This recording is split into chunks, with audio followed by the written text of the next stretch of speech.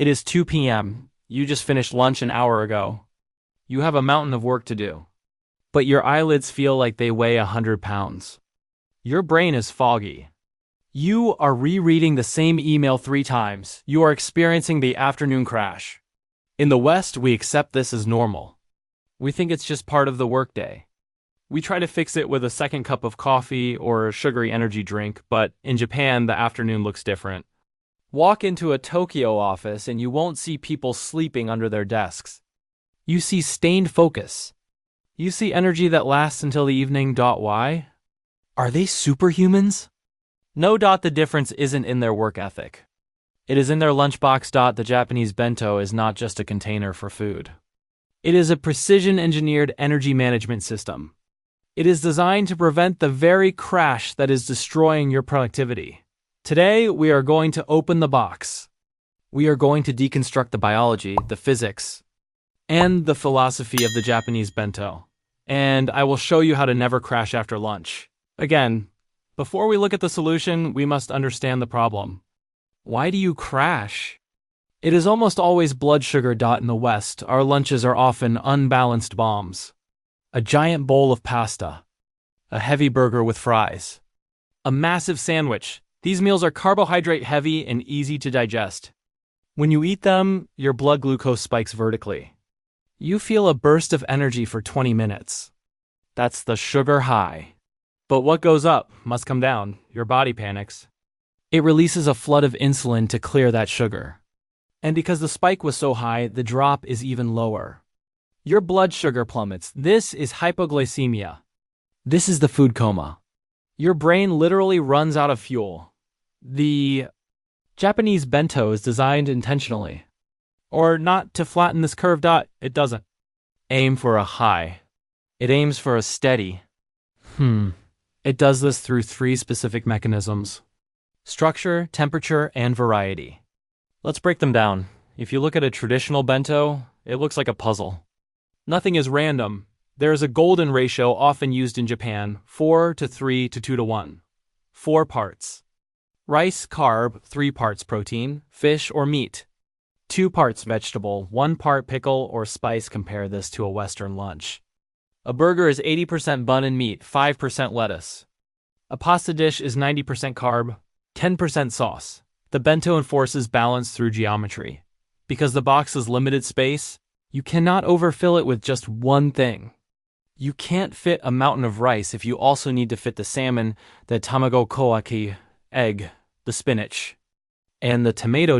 This forced variety changes your biochemistry. The protein and the fiber from the vegetables act as a brake on digestion. They slow down the absorption of the rice. Instead of a sugar spike, you get a gentle hill. Instead of a crash, you get a slow release of energy that lasts for 4 or 5 hours. The box itself is the diet coach. It stops you from making bad decisions. Here is a secret that almost nobody in the West talks about. Japanese bentos are eaten at room temperature. They are rarely microwaved. Now you might think, cold food? That sounds unappealing. But from a weight loss and energy perspective, this is a superpower. When white rice or potato or pasta is cooked and then allowed to cool down, its chemical structure changes. It becomes something called resistant starch. Resistant starch acts less like a carbohydrate and more like a fiber. It creates less of an insulin spike. Your body has to work harder to break it down. It feeds your gut bacteria.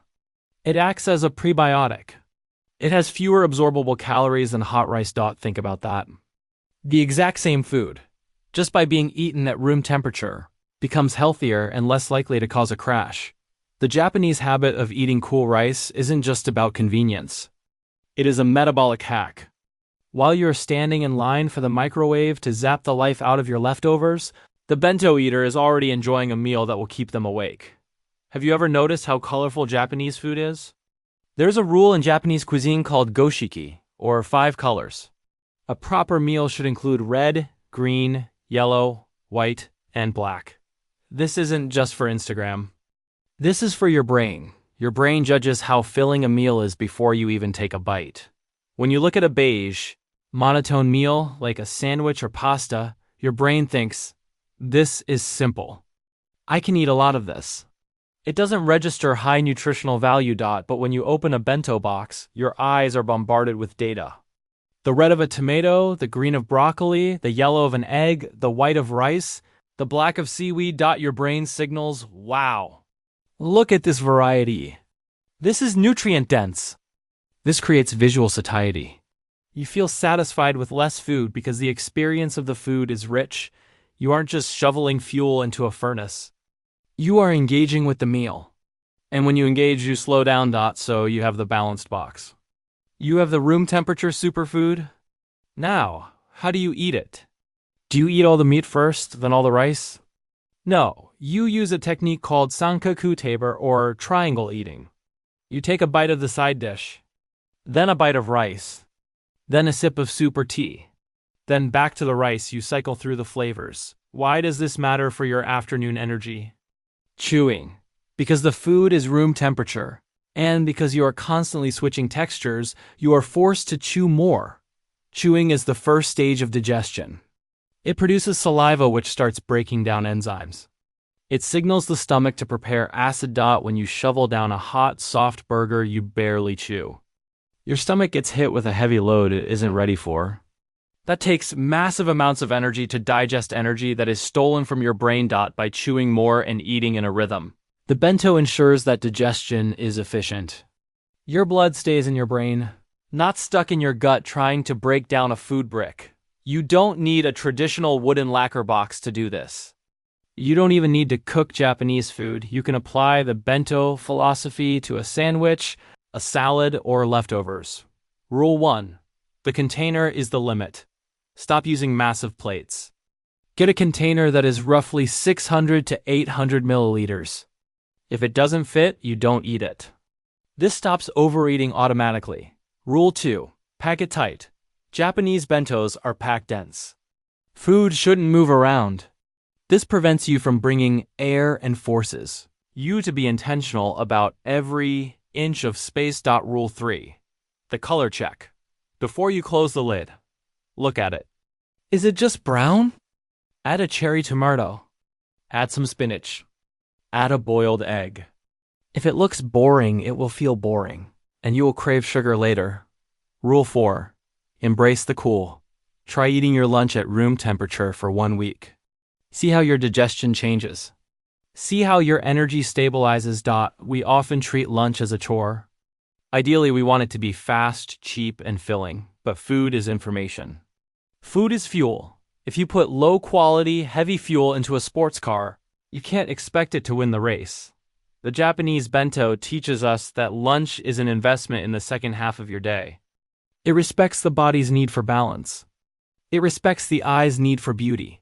And it respects the brain's need for steady energy. So tomorrow, don't just grab lunch. Build an energy box. Your 2 p.m. self will thank you.